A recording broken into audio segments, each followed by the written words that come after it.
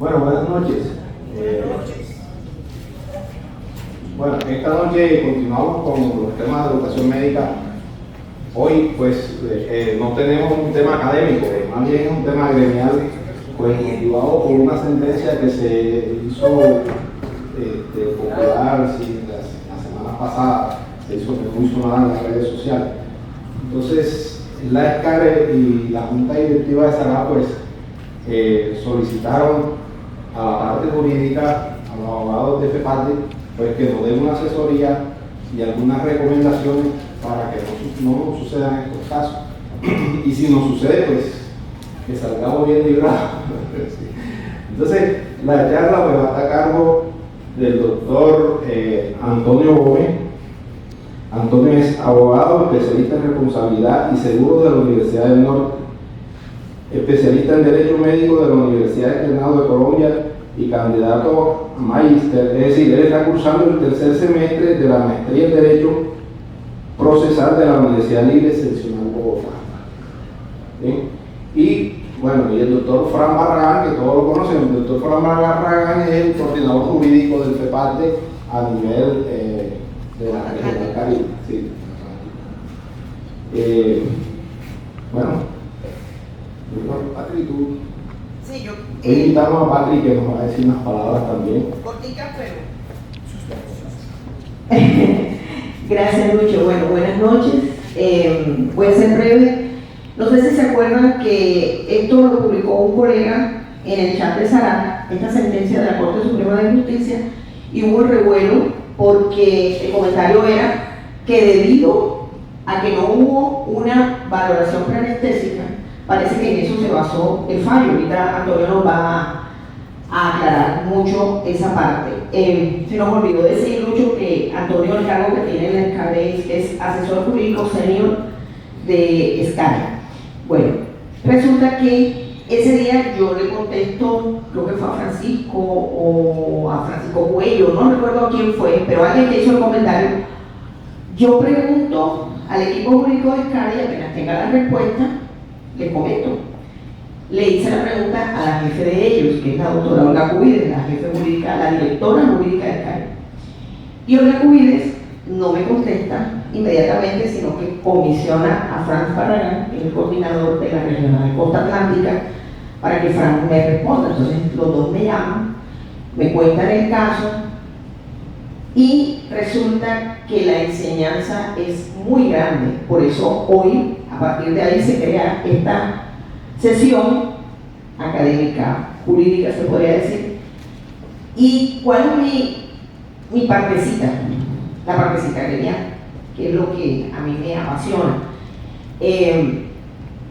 La tristeza, yo lo comenté cuando dije que ya me habían contestado y que era un caso puntual de un anestesiólogo en una IPS. Para mayor tristeza, el anestesiólogo no estaba activo en su departamental, por lo tanto no estaba activo en la ESCARE, por lo tanto no tenía los beneficios del FEPADE. El ortopedista sí, era activo en FEPADE. ¿Quién defiende al ortopedista? FEPADE. FEPADE le ofrece al anestesiólogo, como no lo podía defender como beneficio, le ofrece el servicio para que él lo pague. Y él se niega a pagar y a obtener el servicio de FEPADE. Entonces FEPADE se queda defendiendo al ortopedista y los pediatras. Solo al ortopedista. Bueno, porque ahí se llevaron por delante a todo el mundo. Ahorita lo van a ver. Entonces, ¿qué pasa? Que la Corte Suprema de Justicia, ellos ganan esto, ellos lo van a decir, en primera instancia lo ganan en segunda instancia, y por una tutela que ponen los demandantes y que fallan después en contra, y fallan en contra del anestesiólogo, porque adivinen en qué se basa la Corte Suprema de Justicia: en las normas mínimas de seguridad de las carreras. Conocen, las invocan, citan textualmente lo de la consulta preanestésica. El anestesiólogo aducía que él sí la había hecho, pero Lucho Arroyo escribió ese mismo día, me acuerdo, es que nuestro problema es que nosotros no escribimos. este muchacho no escribió. Por lo tanto, nunca apareció la prueba de que él sí había hecho la cosa. Probablemente sí la hizo. Le preguntó a la mamá, habló del niño, lo examinó, pero no dejó la constancia escrita. Se basan en eso y fallan en contra de él. Entonces es muy triste que un anestesiólogo, recuerden que el FEPADE, ahorita que cumplimos 75 años, perdón, el 23 de septiembre cumplimos 75 años, dentro de los hitos de la ESCARE, la ley sexta, en 1991, la creación del FEPADE un mes de mayo de 1993, por eso en el 2023 se celebraron los 30 años. O sea, ninguna otra especialidad tiene lo que nosotros tenemos. Han querido igualar el fondo y no lo han logrado. La gente se queja de que es caro, sí, es caro, pero es que lo que da el FEPADE no lo da ninguna otra cosa que ustedes quieran agarrar. Entonces, jóvenes, piensen antes de todas las cosas qué es lo más beneficioso para nosotros como gremio y como anestesiólogos. O sea, si de pronto ese anestesiólogo hubiese estado activo en su departamental y afiliado al FEPADE, yo no sé si de pronto hubieran podido salvarle o defender, la defensa se hubiera hecho. No sabemos el resultado, pero les aseguro que probablemente la sentencia no hubiera sido tan drástica como fue. Porque casos peores los ganó FEPADE. El éxito de responsabilidad cuando yo dejé la presidencia era del 97% de falla. Y así se ha mantenido, 97% de porcentaje de éxito en los fallos del FEPADE. Entonces, esto puede ser un voz a voz para nuestros colegas, para nuestros compañeros. Yo a todo el que veo le digo, si ustedes no tienen FEPADE, por favor afíliense. Ay, pero es que eso es muy caro. Sí, es caro, pero es que vale la pena. Entonces le doy la palabra a Antonio, no los quiero cansar. Y bueno, cualquier preguntita al final estamos para contestar. Antonio. Muchas gracias, doctora Patricia. Bueno, como ya les hicieron la introducción, se trata de una sentencia que fue, digamos, motivo de interés, que sucedió aquí en la ciudad. Creo que eso de pronto alimentó un poco más esa inquietud sobre cuáles fueron las consideraciones de la Corte.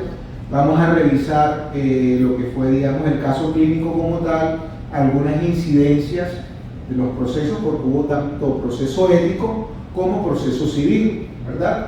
Desde el punto de vista jurídico tuvo de todo, desde el punto de vista científico hay varias cosas que de pronto criticar, que reflexionar, y la idea es que ustedes se vayan pues con ese conocimiento. Entonces, a ver, esta va a ser como la hoja de ruta de esta conversación, porque deseo que sea una conversación. Si tienen alguna inquietud, pues me la hagan saber. Vamos a revisar la atención sanitaria, algunos aspectos relevantes, las actuaciones procesales, ya esto pues hace parte del contenido jurídico, unas consideraciones científicas. El caso, cuando inició, cuando la demanda llega, nosotros nos enfocamos del análisis de la parte desde el punto de vista del ortopedista, porque en últimas era a quien íbamos a defender, pero cuando sale esta sentencia evidenciamos la necesidad de incluso someter la atención del anestesiólogo al análisis de un par. En este caso fue el doctor Oscar Cañas, que es el coordinador científico del ESCARE en la regional Valle del Cauca y que nos acompaña de forma remota. Ya más adelante él pues les compartirá algunas reflexiones y finalmente vamos a revisar algunas recomendaciones y aprendizajes que nos deja esta sentencia.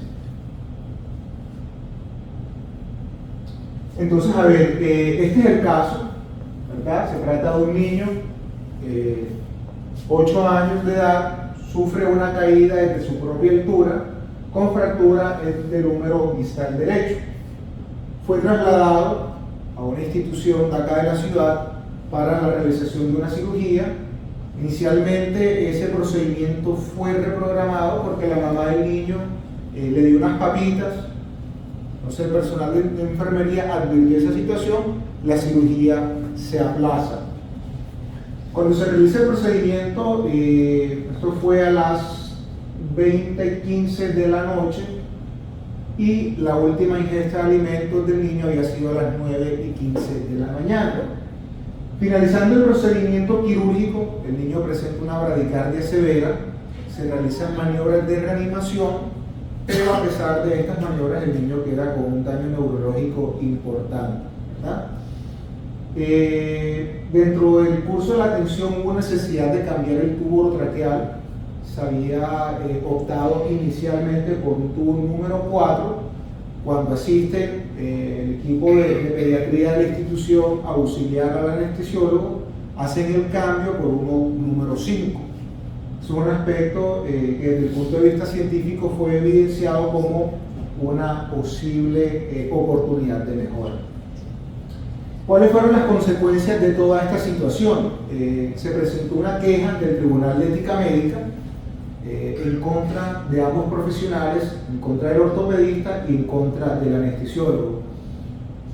Digamos que el conocimiento del caso clínico llega a SCARE es por conducto del proceso ético, porque fue primero que el proceso civil, y solo pudimos ejercer la representación del ortopedista pues por las consideraciones que ya la doctora Patricia advirtió. De ambos procesos, del proceso ético y del proceso civil, se desprendieron unas consecuencias que vamos a revisar más adelante. Entonces, a ver, ¿quiénes fueron demandados? IPS, EPS, ortopedista, anestesiólogo y una pediatra.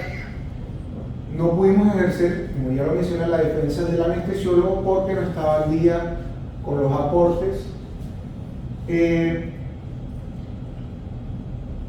El médico anestesiólogo decide llevar su defensa con el mismo abogado de la institución en la cual se presentó el incidente y qué incidencias tuvo el ejercicio de esa defensa.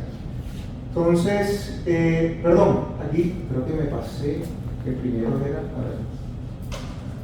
No, listo, bueno, esta es la del ortopedista, que es a quien pues tuvo la oportunidad de defender en el proceso civil. En el proceso ético lo defendió un compañero que ya no nos acompaña, logró reducir la sanción del Tribunal de Ética Médica de 6 meses de suspensión a una mucho más benévola, como fue un llamado de atención, una censura escrita y pública. Pues eso no se puede comparar, pues mejor seguir trabajando a tener, digamos, esa mancha en su registro. Fue condenado en el proceso civil a pagar una suma de 80 millones de pesos más una renta vitalicia al menor paciente desde que cumpliera los 18 años hasta que falleciera. Si bien la condena en el proceso civil fue la misma para el ortopedista que para el anestesiólogo, nosotros logramos digamos, salvar la responsabilidad patrimonial de ese anestesiólogo pagando únicamente 20 millones de pesos. Ya más adelante le voy a explicar qué fue lo que hicimos para evitar de pronto pagar una renta vitalicia a favor de ese niño. Perdón, del ortopedista. El ortopedista no fue demandado ejecutivamente. A ver, cuando hay una sentencia que impone la carga de pagar alguna suma de dinero, quienes se ven beneficiados con esa decisión pueden iniciar una demanda ejecutiva, que es básicamente lo que hacen los bancos cuando están en mora, que no ha pagado el crédito, pum, lo demandan. Es básicamente el mismo ejercicio. El ortopedista no fue demandado. Cosa contraria sucedió con el anestesiólogo. Como se les mencioné, el anestesiólogo fue defendido por otro abogado que no tiene pues todo el respaldo que sí tenemos nosotros, que tenemos un equipo científico detrás que nos habla, que nos alimenta en cuanto a nuestra estrategia de defensa.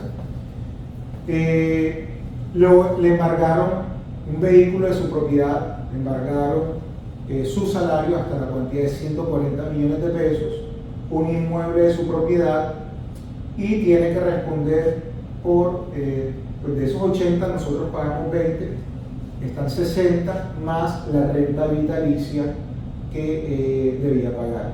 Entonces imagínense uno por el resto de sus días, todos los meses, tener que sacar dinero sí o sí para un evento que quizás ocurrió hace, no sé, 15 años, 20 años. Es una carga, una sanción muy fuerte, muy severa, que la defensa de Escale logró evitar para el caso del ortopedista.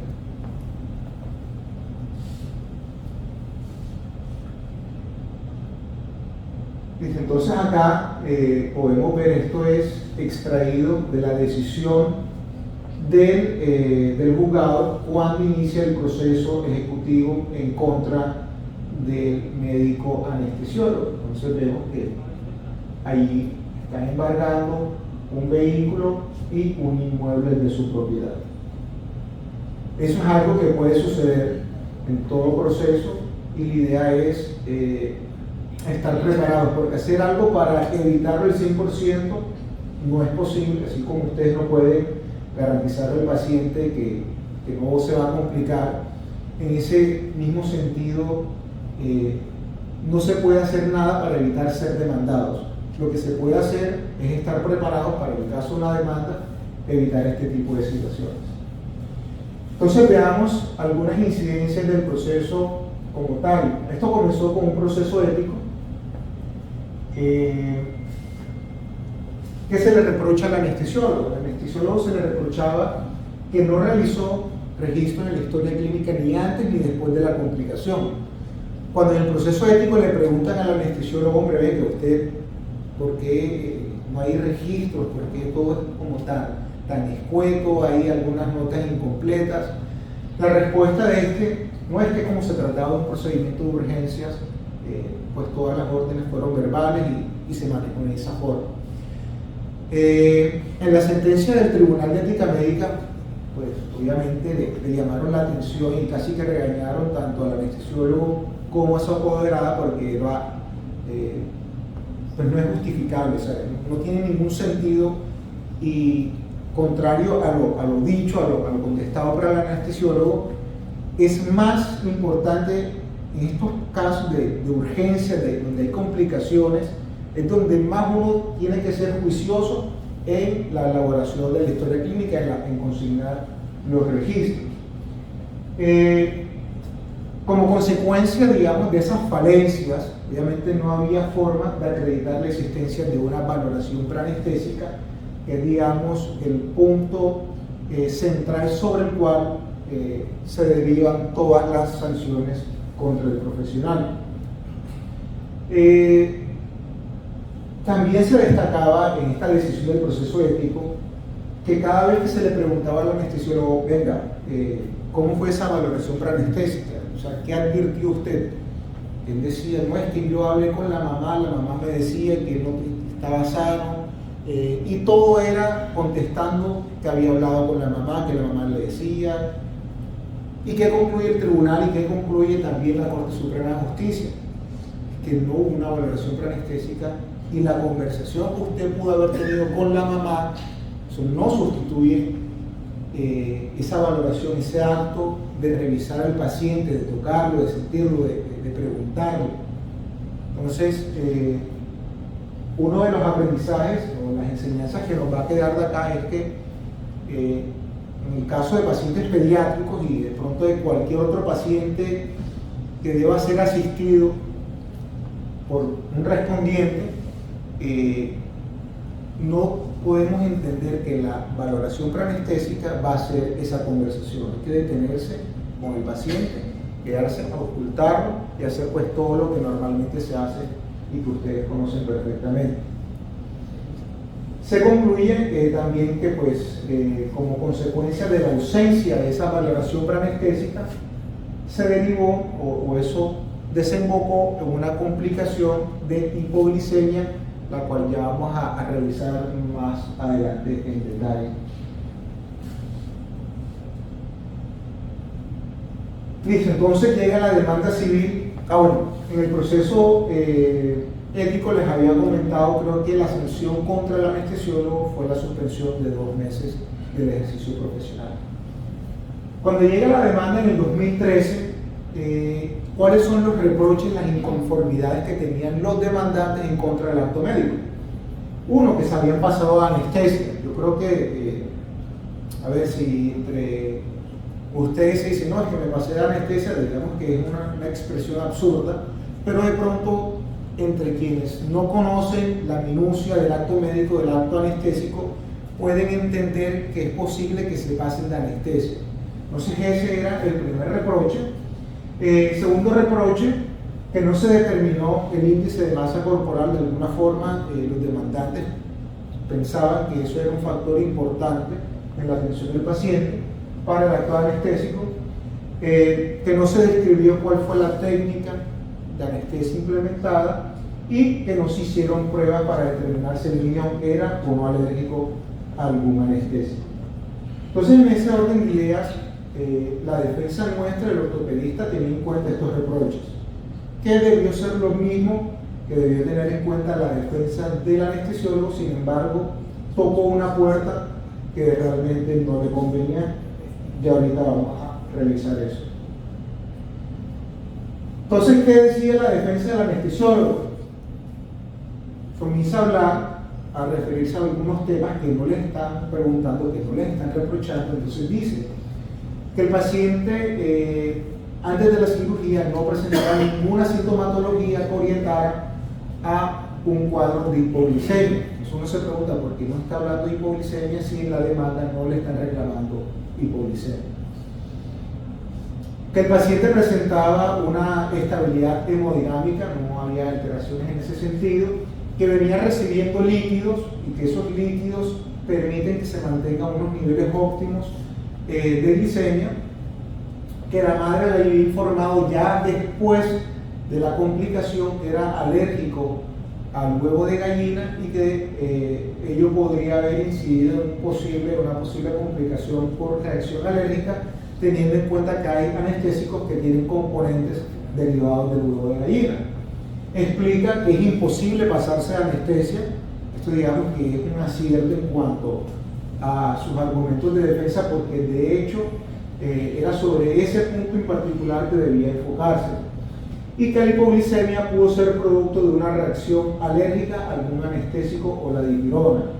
Acá pues él maneja esta estrategia de defensa de hacer esos argumentos, pero dio puerta o dio paso más bien para que dentro del debate probatorio se comenzara a preguntar sobre esto cuando los demandantes no le estaban reclamando por eso.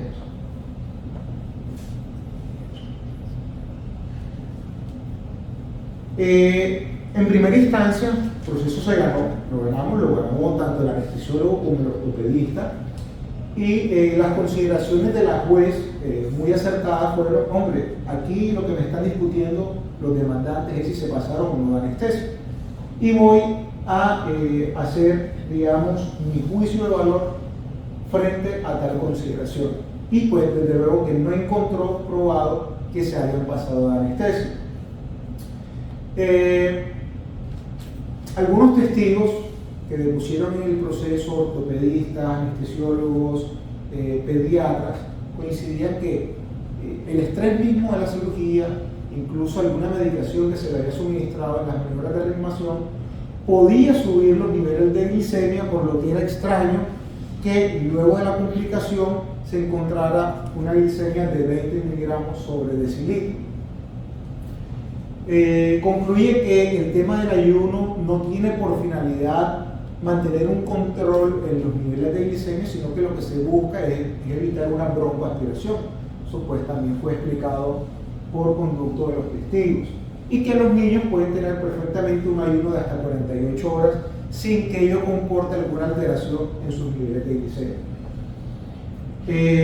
Nos compró la idea que se le estaba vendiendo a la juez que la complicación podría ser consecuencia de una reacción idiosincrática. Esto, desde luego, no es que yo se lo haya vendido como que me saco un as debajo de la manga, sino que fue sustentado científicamente por los testigos, todos médicos que depusieron en el proceso.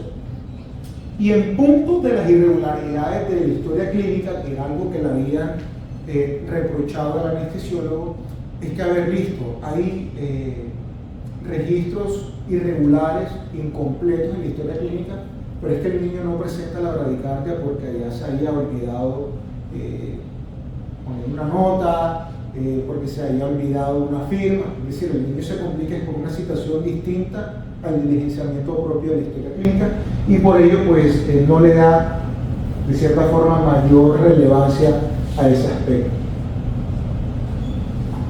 La parte demandante apela a la decisión, decide que la sentencia de primera instancia debe ser revocada, pero el tribunal nos vuelve y nos da la razón, el Tribunal Superior de Barranquilla, y determina desde luego que no se probó el tema de que se haya pasado anestesia, no se logró probar que esa glicemia de 20 miligramos sobre decilitro fuera consecuencia de un ayuno prolongado. De hecho, no se probó la existencia de un ayuno prolongado. Quedó, digamos, en la historia clínica que entre que el ayuno y la cirugía pasaron 12 horas, pero a juicio y a criterio de quienes saben del tema, pediatras, médicos anestesiólogos, dicen no, eso no es un ayuno prolongado, incluso puede tolerar más horas de ayuno sin que eso pues, lo pueda afectar. Y hace una última observación que yo aquí la pongo en negrillas. El tribunal dice: el análisis conjunto de las pruebas del proceso ético y del proceso civil no permiten establecer una relación de causalidad entre los actos médicos y los daños reclamados en la demanda. ¿Por qué lo resalto? Porque en la sentencia de casación, en esa que compartieron ustedes en su grupo de WhatsApp, hay una aclaración de voto de una magistrada que, si bien comparte el sentido de la decisión por aspectos netamente formales, ella, del análisis que hace de todo el caso, ella concluye: hombre, ustedes están advirtiendo unas fallas del médico que uno puede entenderlas como si falta de deber objetivo y de cuidado, y eso se enmarca dentro de la culpa, pero no me están diciendo cómo es que esa culpa, no me muestran el camino de cómo esas irregularidades me llevan a la complicación que presentó el niño. Y desde luego, si uno hace ese análisis de revisar el proceso entero, uno puede coincidir con eso, con esa apreciación, y es que no quedó claro a la luz del proceso un nexo de causalidad entre los actos médicos y la complicación que presentó el niño. Y ahorita vamos a ver por qué entonces terminamos con una condena. Como quiera que nos dieron la razón en primera y en segunda instancia, no conforme con eso, los familiares del paciente presentan una acción de tutela, es decir, quieren que la Corte Suprema de Justicia, por conducto de una tutela, tumbe esa decisión. ¿Qué decide la Corte? La inconformidad de los demandantes era porque no les habían concedido un recurso extraordinario de casación. Esto ya es muy ladrillo de pronto, pero básicamente ellos no les estaban reclamando a la Corte, no, es que revisen la sentencia de tutela. Sin embargo, la Corte decide meterse a revisar todo el caso cuando no se lo estaban pidiendo y se encuentra con la sentencia del Tribunal de Barranquilla. Y básicamente advierte que el Tribunal de Barranquilla había incurrido en una vía de hecho, que es básicamente actuar de forma contraria a derecho, de forma, digamos, casi que brusca, de bulto. Nos hablan que los médicos no cumplieron con los protocolos médicos. Sin embargo, nunca nos dice en la sentencia cuáles son esos protocolos médicos que se observaron. Habla de forma genérica. Señalan que no se tuvo en cuenta el tiempo del ayuno, que no se revisaron el cuadro de líquidos, el sistema respiratorio del paciente, que no se dejó constancia de la valoración preanestésica ni de los hallazgos preoperatorios, y que el anestesiólogo no hizo referencia a que haya ocultado al paciente. Realmente, en mi sentir, cuando yo me detuve a revisar esta sentencia, mi conclusión fue que fue movida más por sentimientos, por la sensibilidad que puede causar el ver que un niño que iba para una cirugía de una reducción de una fractura de su codo termina en una situación pues con un daño neurológico permanente e importante. Entonces, en ese sentido, es la apreciación, digamos, ya muy personal, y la Corte decidió hacer justicia de una forma pues que no comparto mucho, y decidió condenar aún sin que se respetara lo que uno como abogado espera que la Corte establezca una decisión. Señala también en esta sentencia de tutela que tiene varias consideraciones, y es que el médico anestesiólogo no desvirtuó la infracción contenida en el artículo 10 de la ley 23. La ley 23 es la ley de ética médica, y el artículo 10 señala que es obligación de los médicos dedicar tiempo suficiente a sus pacientes, y que esos fue uno de los aspectos que tuvieron en cuenta en el proceso ético para sancionar al anestesiólogo. Reitera lo dicho por el Tribunal de Ética Médica, y es que la conversación con la madre no equivale de ninguna forma a una adecuada valoración anestésica, y esta es una apreciación que se va a repetir en los actos procesales subsiguientes, y es que es algo que le castigan muy fuerte al anestesiólogo, y es que no se podía entender cómo asume la conversación con la madre del paciente como una valoración preanestesia. Acá hay otros aspectos que pues, no me voy a detener porque son ya de pronto muy jurídicos. A ver, también dice la Corte que es un aspecto que a criticar desde el punto de vista científico, y es que señalan que las reglas de la experiencia enseñan que se trataba de un procedimiento común y corriente, sencillo y no riesgoso, que no debe causar ninguna repercusión negativa en la salud del paciente. Entonces, yo sin leerles la mente puedo asegurar que ustedes están pensando que es una apreciación completamente absurda, pero es la crítica misma que uno le hace a la sentencia, a la decisión de la Corte, y esta fue una sentencia muy pasional que, sin tener bases científicas para soportar su decisión, decidieron darle el enfoque que le dieron.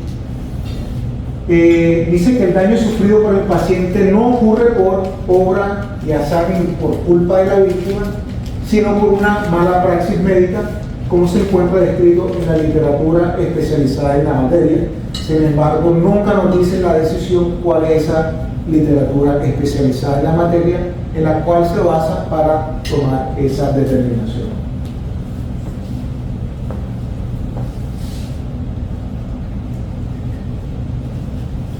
El tribunal, bueno, con esta sentencia de tutela, la Corte Suprema de Justicia le dice al Tribunal de Barranquilla: señores tribunal, revoquen esa sentencia y dicten una nueva.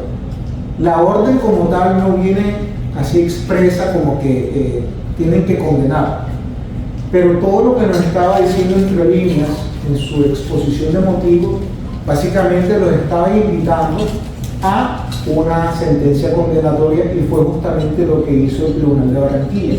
Copió y pegó esas consideraciones, lo único que hizo básicamente fue cambiarle el título arriba, donde decía Tribunal Superior de Barranquilla.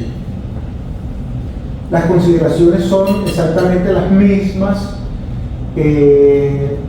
pronto algunas con otras palabras, pero en realidad fueron las mismas. Acá insiste en el, bueno, ya aquí llegamos a la sentencia de casación, que fue justamente la que ustedes compartieron.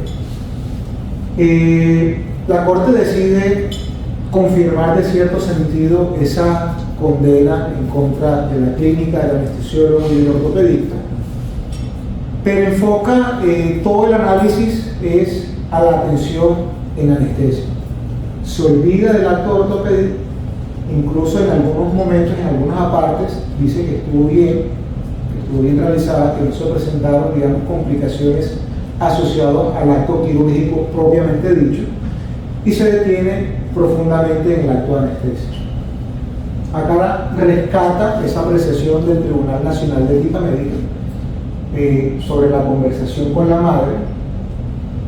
Señala que 24 días antes del procedimiento el menor había consultado a su EPS por unas complicaciones que había presentado una sintomatología, vómito, dolor en el cuerpo, y que tales situaciones no habían sido tenidas en cuenta por el anestesiólogo en su valoración preanestésica. Desde luego que, como quiera que el registro de la valoración preanestésica estaba en blanco, no había evidencia de que el anestesiólogo conociera estos antecedentes, que si bien uno puede, bueno, ustedes, no yo, pueden concluir que realmente eso no va a ser un factor de riesgo significativo para pensar en una hipoglicemia, una bradicardia, si era importante que el anestesiólogo las conociera. No se realizó una ocultación física y también critica el ejercicio que realizó el perito del anestesiólogo. Llevó también un perito en anestesiología para que apoyara su defensa, pero pues tan solo tuvo acceso a unos fragmentos de la historia clínica y no en su totalidad la misma. Acá pues nos hace recuento que el ayuno fue de 9:15 hasta las 8:15, casi 12 horas de ayuno. Reitera que el documento de la valoración preanestésica estaba en blanco. Ahorita la vamos a ver esos registros. Que no se aportó prueba científica que respaldara esa hipótesis de una reacción alérgica. Digamos que eso fue uno de los argumentos del anestesiólogo, sin embargo no dijo mayor cosa, no aportó pruebas que respaldaran esa hipótesis. Y el tema del tubo orotraqueal, tema importante, y es que, a ver, concluye o infiere la Corte que como quiera que hubo la necesidad de hacer un cambio de tubo orotraqueal, concluye entonces que la elección inicial del anestesiólogo fue inadecuada. Estas son, digamos, algunas de las reflexiones que nos pueden quedar de esta sentencia. El incumplimiento de los protocolos, la evaluación prequirúrgica, que no se tuvieron en cuenta los tiempos de ayuno, la falta de control de líquidos, que no se dejó constancia de la evaluación preanestésica en los hallazgos clínicos preparatorios en historia clínica, y no se hizo la debida ocultación. Un tema que creo que no quedó en la diapositiva y que es importante que lo tengan en cuenta, es que cuando la Corte comienza a hablar del acto de anestesia, hace una precisión, que el acto de anestesia se compone de 3 momentos: la valoración preanestésica, la anestesia misma y la visita post-anestésica. Entonces, primera recomendación es entender esas 3 etapas como un todo. Y dice la Corte que si alguna de ellas está incompleta o está inadecuada, hace menos defendible el acto médico desde el punto de vista médico-legal. Entonces, de nada sirve hacer una magnífica anestesia, que el paciente se complicó, lo reanimé de forma exitosa, pero si yo no dejo registro de eso y me van a demandar, de nada sirve haber realizado lo mejor si yo no puedo acreditar que hice lo mejor. Yo hago una pregunta, pero es que se está hablando de los 3 momentos de anestesia, que es válido, el momento de la anestesia completamente, y habla del cuidado de la visita post-anestésica. Normalmente la función de nosotros, por decirlo así, si termina hasta el momento en que el paciente pasa a recuperación o es entregado por servicio, generalmente es cuidado intensivo cuando el paciente lo amerita. Entonces, esa sentencia de la Corte, ¿cómo, o desde el punto de vista legal o jurídico, cómo lo interpretan para decir que la obligación de nosotros va hasta el momento de nuestro cuidado posanestésico está definido, y de hecho en algunas instituciones está protocolizado que sí, que el cuidado posanestésico en una unidad de cuidado posanestésico debe ser hecha por anestesiología, De hecho, hay algunas instituciones que no tienen anestesiólogo, sino que tienen médico general, pero digamos que hay algunas que tienen protocolizado que sea por anestesiólogo. Pero normalmente, ¿hasta dónde entonces se debería extender ese cuidado con anestésico? Porque si lo dan por sentado desde el punto de vista jurídico, desentendiendo cómo es el funcionamiento de nuestro eso implicaría que también deberíamos tener registros de la unidad de cuidado anestésico nuestro. Listo, sobre ese particular es importante, voy a analizar por acá, porque las normas de habilitación señalan quiénes deben estar en cada servicio. Ajá. Y en el servicio de recuperación, las normas señalan que debe contar con un anestesiólogo. Entonces, dan varias opciones: anestesiólogo, médico internista, médico general. Ahorita, que termine, voy a buscar la norma. Estamos de acuerdo, es que eso es por norma, pero es que la sentencia a mí me deja, más que todo lo que ustedes han hablado, a mí me deja más preocupado, porque es que si el momento nuestro se extiende hasta el cuidado posanestésico, implica que nosotros también deberíamos tener un registro en la unidad de cuidado posanestésico. Sí, lo que estaba comentando el doctor Antonio con la buena noche para todos, es que la Corte lo que dice es que el acto anestésico está constituido por 3 etapas, pero que conforman un todo. Si, lo que decía el doctor Antonio, si el acto anestésico intraoperatorio durante la cirugía fue adecuado, pero hay falencias en el preoperatorio, eso hace que todo el acto anestésico en su conjunto sea inadecuado por esa irregularidad. Es decir, la idea es que no se escinda o diga, no, la consulta preanestésica estuvo bien, el acto anestésico propiamente, y el cuidado postoperatorio o posanestésico estuvo bien. O sea, los 3 conforman todo. Donde haya falencia en uno, todo el acto anestésico estaría mal. Eso es lo que quiere decir allí. Ahora, en este caso particular, no se reprochó realmente nada en cuanto al tema posanestésico, porque realmente lo que se reprochó fue la parte preanestésica y alguna falencia durante el acto anestésico propiamente dicho. Y entiendo la pregunta que usted menciona. Efectivamente hay servicios en anestesia de cuidado posanestésico que en algunos sí hay anestesiólogos, se depende de las instituciones, y de acuerdo a las normas de habilitación en algunos lo que hay es personal entrenado, no anestesiólogos. Pero entonces si en el cuidado posanestésico está un anestesiólogo en esa sala de recuperación, es el anestesiólogo quien está a cargo de la misma, pues también, y se presenta cualquier tipo de complicación allí, obviamente tiene que hacer notas. O sea, toda participación y todo cuidado que se ejercite durante el cuidado posanestésico, igual tiene que hacer las anotaciones de lo que se hace. Entonces, digamos que, Pero es que es un escenario o en la evolución que se encuentre durante el cuidado posanestésico. Ojo, porque es que eso abre la puerta para, y ahí sí vale la pena que nosotros como sociedad pidamos aclaración ante la Corte, porque es que obviamente si hay complicaciones es mandatorio que quienes intervienen en el acto de la complicación o en el manejo de la complicación hagan anotaciones. Es decir, a ver, yo lo pongo así, yo tengo un paciente, listo, yo le hice su valoración preanestésica, le di su anestesia, el paciente sale, por ejemplo, mis notas normalmente ¿cómo terminan? Traslado paciente despierto a recuperación, escala de Andrette, la escala visual análoga, ¿sí? Y recomendaciones posanestésicas. Hasta ahí. Y se entrega al personal de recuperación en la sala de recuperación consciente, orientado y en las buenas condiciones. Traslado a unidad de cuidado posanestésico, o sea, cuando hay temas, y eso son cosas de semántica, pero se supone que cuando tú dices traslado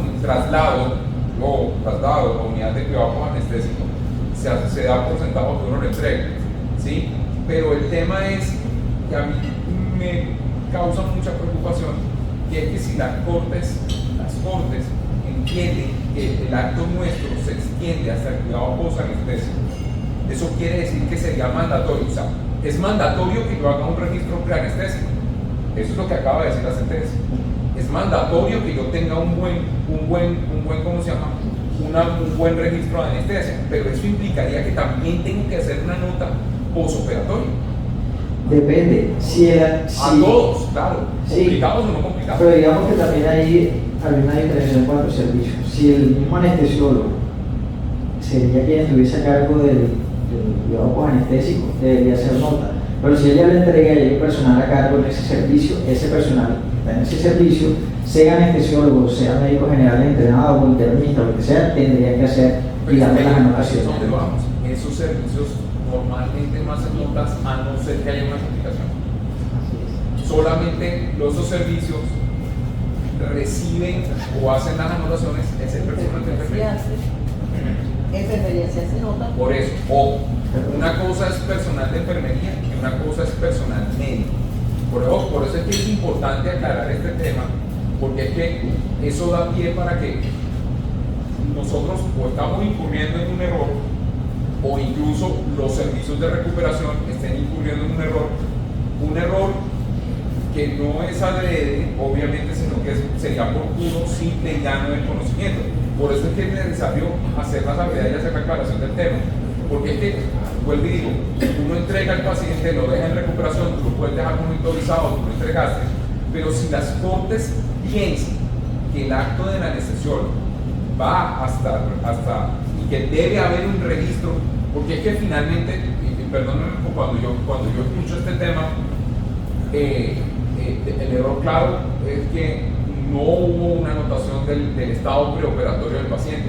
Muy seguramente el anestesiólogo lo hizo, de pronto no enfrente de la mamá, que tal vez también fue el error, porque uno lo que muchas veces hace con estos pacientes es uno interroga al familiar y uno después va a ver el paciente, ¿sí? Porque las áreas, la distribución de las áreas, lo que usted quiera, pero muy seguramente sí lo vio. Y el error graso fue no consignarlo, y estamos de acuerdo en eso. Pero entonces ahí es donde vamos, que si son tres momentos en el acto anestésico, ¿sí? Y uno de los problemas es que en el acto preoperatorio no hubo consignación y ellos dan por sentado, las cortes dan por sentado que en los tres momentos son hasta el postoperatorio. Eso da pie para pensar que también por parte de anestesia debe haber un registro postoperatorio. No, ahí yo creo que es si en este caso la discusión hubiese sido sobre el tema del cuidado post, muy seguramente, por ejemplo, nosotros hubiéramos defendido, hubiéramos hecho una defensa diferenciando los momentos y quién estaba a cargo de cada servicio, y que una vez hecha la entrega, quien continúa a cargo del paciente son los médicos que se encuentran en el servicio de recuperación. Entonces, digamos, ahí las obligaciones cambiarían. Lo ideal sería que efectivamente en el cuidado operatorio, en la sala de recuperación, hubiese un anestesiólogo. Sin embargo, digamos, ahí, de acuerdo a las normas de habilitación, si se cumple siendo los profesionales que lo permiten, que son los que están allí exhibidos, donde dice talento humano, por lo menos en cirugía de baja complejidad, la norma permite que sea una enfermera y una auxiliar de enfermería y disponibilidad de médico responsable del acto anestésico y del quirúrgico. Pero ojo, esa norma de habilitación es para cirugía, no especifica que sea para unidad de cuidado con anestesia o unidad de recuperación. No, pero mire. Esa es la que viene. Sí, mire que abajo nos habla de la infraestructura. Nos habla de sala de recuperación. 2 salas de recuperación, entonces está como por complejidad, pero la sala de recuperación también tiene que contar con el anestesiólogo. A ver, ¿qué pasa? Sí. Yo creo que lo que quiere contar el compañero, lo que yo creo que entender es la responsabilidad. ¿Cómo se puede competir hacer un paro de recuperación? Sí o sí tiene que tener una atención. O sea, quizás nosotros ya en ese momento estamos en sala atendiendo a otros pacientes.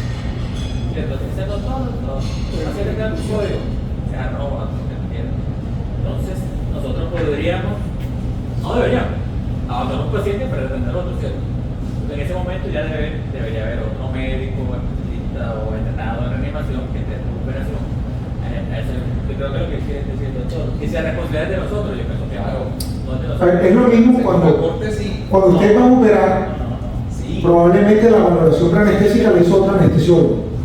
Entonces, no le están exigiendo que el mismo anestesiólogo que opera sea el que haga la valoración preanestésica. Lo mismo ocurre con la visita o el control posanestésico. Es decir, que habría que cerrar y el récord, como dice Francisco, se traslada, se entrega, o sea, sería lo ideal. Porque, sí, a ver, una cosa es la costumbre y otra cosa es el deber ser, ¿verdad?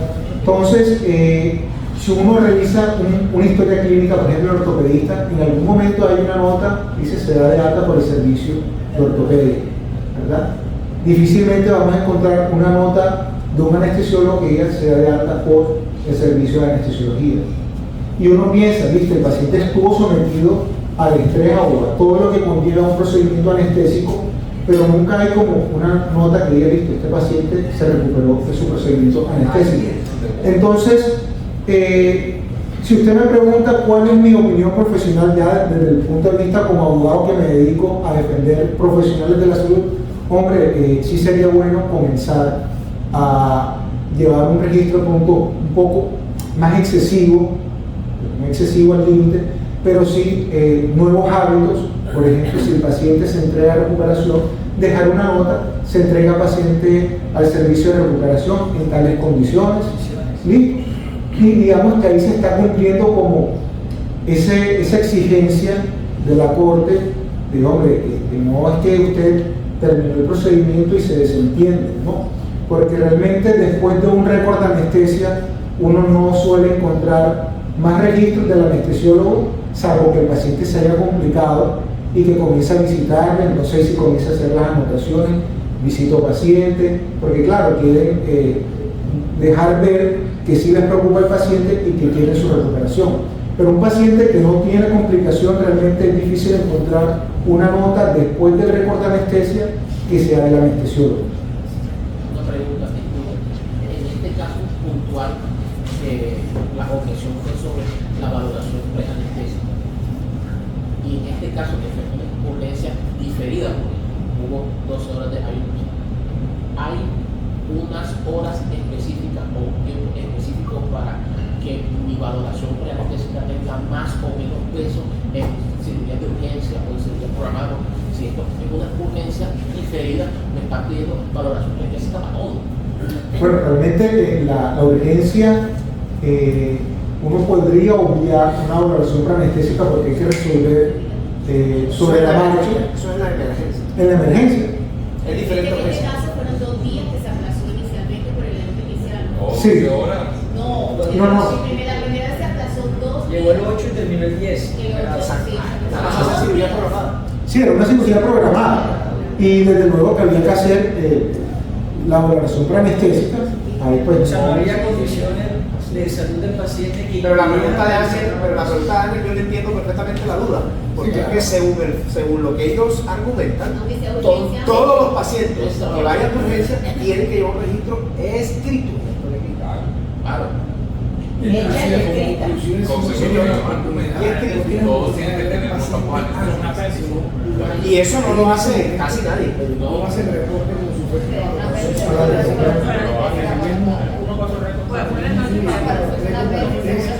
Yo terminé hace 22 años. Y eso tiene su Cuando yo trabajaba en Bogotá, en la institución donde yo trabajaba, a mí me exigían una valoración preanestésica para todos los pacientes, programados o no programados. Entonces, los pacientes electivos, además de la valoración preanestésica, nosotros teníamos que hacer una nota previa, ¿cierto? Porque es que la valoración preanestésica está en una condición. Y el día de la cirugía puede llegar hipertenso. Entonces ingresa paciente programado con tal cosa para tal procedimiento por AECA. Actualmente se encuentran estos signos vitales. O sea, no hacíamos una historia de lo que ya tenía escrito en la valoración preanestésica, sino la condición hemodinámica actual de ese paciente. ¿Ya? Después hacíamos un registro anestésico por sistemas. Y después de ese registro anestésico hacíamos una nota de evolución, una nota de cortica. Paciente con un test de Aldrete de mayor de 10 o mayor de 9, una nota post-anestésica. No los exigía, simplemente era para evitar complicaciones legales.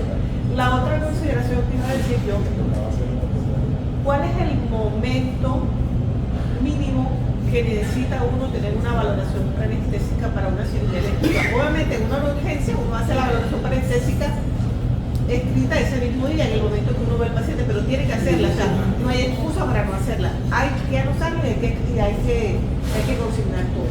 Pero por ejemplo, a mí me llegó hoy un paciente, salud total, 86 años, de allá de Sucre para una resección de pólipo nasal inverso con extensión a base de cráneo, 86 años, un adulto frágil. Dios mío, por favor, salud total.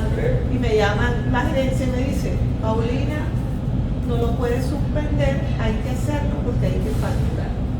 ¿Sí me entiendes? O sea, yo miré al paciente y no tenía una consideración, el paciente no era hipertenso, no tenía una consideración para yo suspender al paciente, pero me molestó sobremanera que no tuviera una valoración preanestésica. Entonces el cartapaso, doctora, vaya a hacer una endoscopia, o hago la endoscopia o hago el valor del paciente. Entonces escribir, revisar los exámenes, escribir rapidez. Obviamente era una cosa rutinaria, mirar el electro, no tenía placa de tórax, tenía una creatinina, tenía un cuadro hemático, tiempos de coagulación, no tenía glicemia y tenía un TAC. A mí me tocó darle al paciente y escribir. Era programada. Era programada. No tenía excusa porque administrativamente de la institución me lo exigió. ¿Sí me entiendes? Entonces yo escribí. Entonces yo le dije a mi jefa, doctora, este paciente está programado, ¿qué pasó? Que no cumple las normas, lo que ustedes dicen que todo paciente tiene que tener, no tiene y no pasa nada. O sea, ¿qué vamos a hacer con este paciente si se llega a complicar? Yo lo entregué a las 5 de la tarde a otro compañero que me recibió el turno. Entonces, me imagino que le fue bien porque ya tuviera llamado si le hubiera pasado algo. Entonces yo cogí al paciente, lo canalicé, le puse su bis,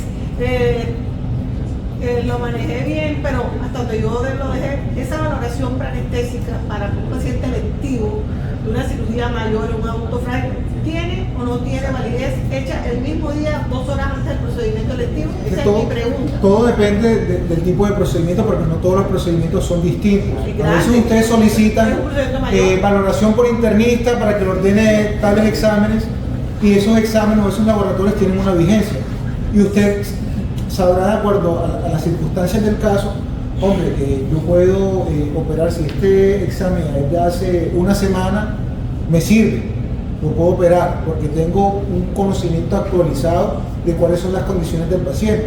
Pero de pronto, otro procedimiento, otro examen, ya con una semana, ya está muy viejito y no le sirve. Entonces, Tenía una todo valoración- depende.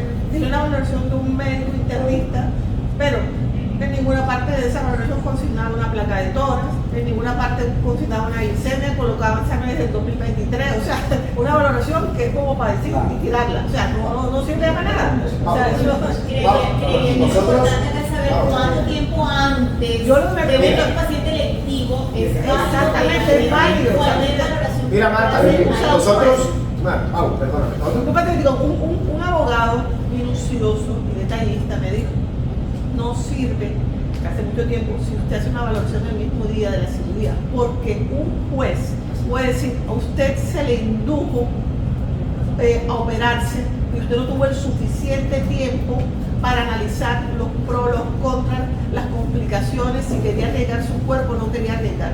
Pero depende Y con eso puede depende de perder la para una complejidad. cirugía electiva, para una cirugía Para una electiva. cirugía electiva ambulatoria, tuvimos un Ambulatoria. caso, Sí lo tuvimos fue. un caso en la universidad cuando era residente y nuestro docente, que es el doctor Solari, que también es abogado, ese día llevó al caso, trajo a colación un caso donde el fallo que habían dado en ese momento decía que debía de realizarse la valoración preanestésica para pacientes ambulatorios por lo menos 24 horas antes.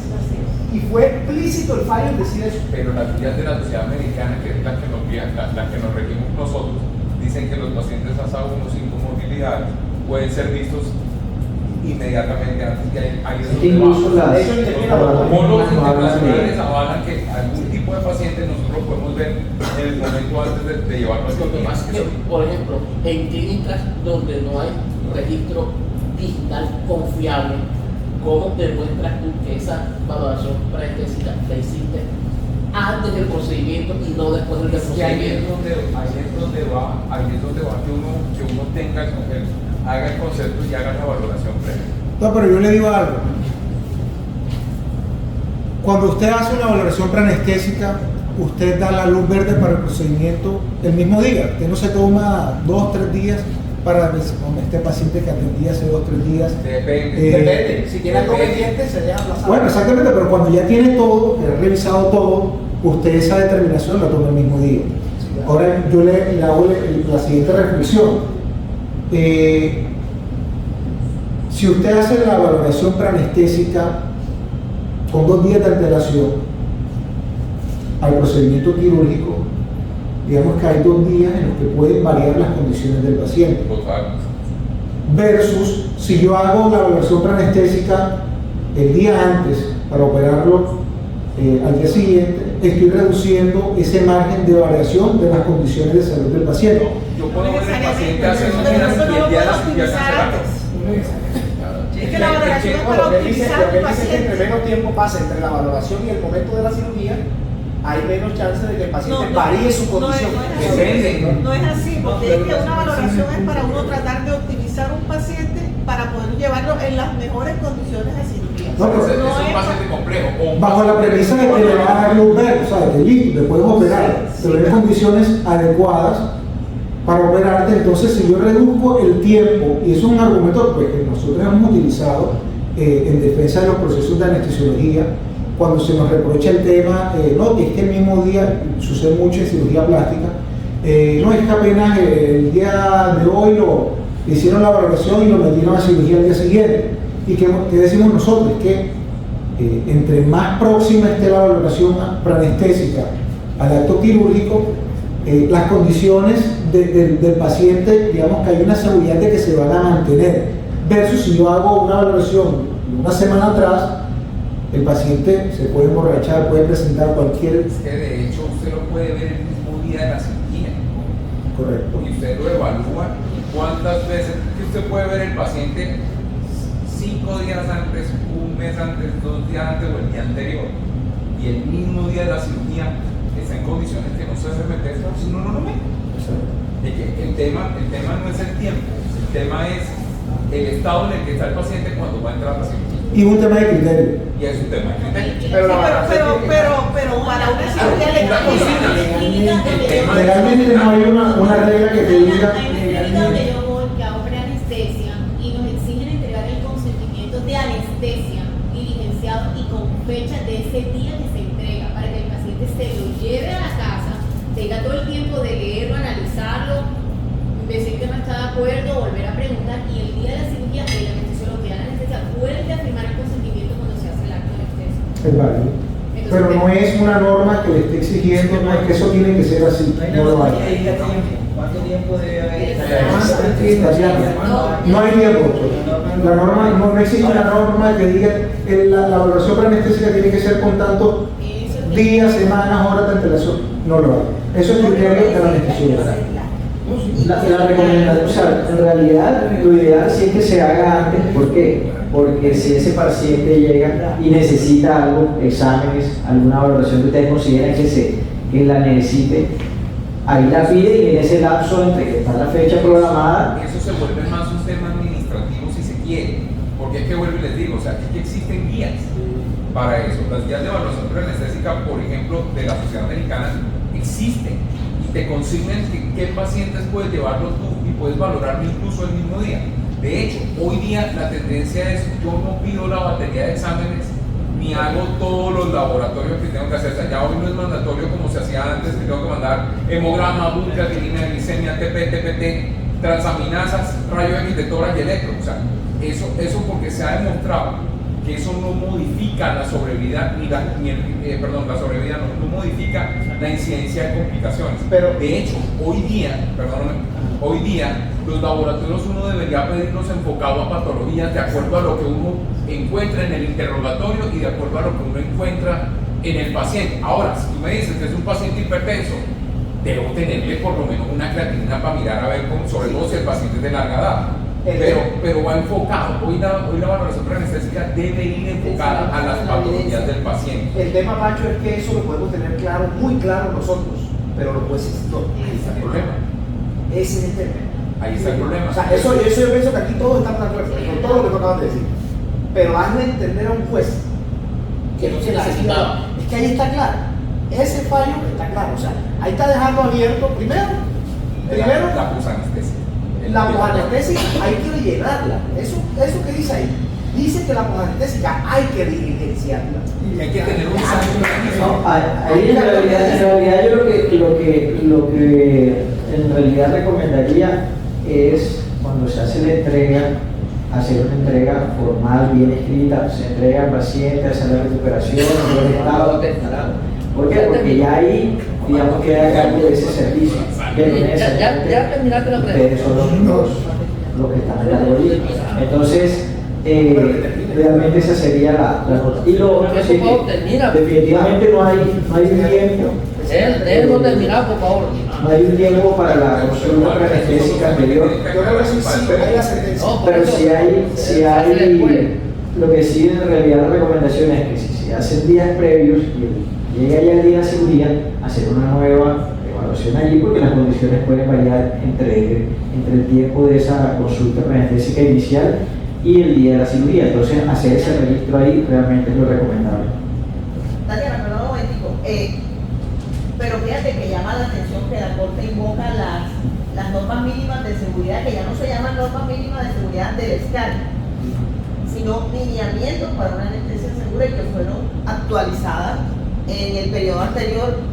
Aparecemos nosotros como junta directiva en la reestructuración. Son las mismas, le cambiaron unas cuantas cosas. Y ellos invocan exactamente, ¿cierto, Frank y Antonio? Lo que dice la norma mínima. Se basaron en las normas mínimas del 2015. Del 2014. Exacto, las que estaban vigentes cuando falla la sentencia, cuando falla la Corte Suprema de Justicia. Que debe haber una valoración para anestesia. No dicen, bueno, se supone que es antes, no dicen si 1 hora, 2 horas, 3 días, 4 días, no dicen el momento en que debe hacerse, simplemente que debe hacerse y debe consignarse. Y cuando hablan de la posanestesia, léanse los lineamientos, yo se los compartí, si quieren se los vuelvo a mandar al chat de Sarán. Habla que el anestesiólogo debe hacer entrega al personal de la unidad. No dicen a otro anestesiólogo ni que tú te quedes ahí con el paciente. Que cuando hagas la entrega, consignes cómo lo entregas. Eso lo dice. Seguramente lo van a fallar en algún momento si llega a pasar algo. En el post anestésico lo van a fallar basados en los lineamientos de anestesia segura. Entonces, recomendación: leámonos los lineamientos para una anestesia segura que fueron reformados en el periodo pasado de junta directiva de escáner. Casi siempre lo hacemos cuando le llevamos a UCI, así como lo hacemos, se entrega paciente a UCI, porque los intensivistas, oye, escribe lo demás, creo que casi todos lo hacemos. Exactamente. Cuando lleva un paciente, se entrega a UCI. Porque hay de que no se lo entreguen al intensivista. Exacto. Tatiana. Pero realmente la Corte lo que sanciona, según lo que ustedes explican, lo que sanciona es la falta del procedimiento, porque como tal en la sentencia hasta el tribunal no hubo nexo causal entre el daño y el resultado, ¿verdad? Es decir, lo que está sancionando de alguna manera el anestesiólogo es la falta del procedimiento. Pero sí. bueno, no sé si más adelante se van a explicar dónde estuvo, digamos, la falla médica que pudiera dar lugar si la Corte, perdón, si el tribunal hubiese sido juicioso y determinar dónde hubo ese nexo causal o nunca lo hubo. No, nunca lo estructuró. Nunca estructuró el nexo causal. O sea que podía pasar sí o sí llenar el papel.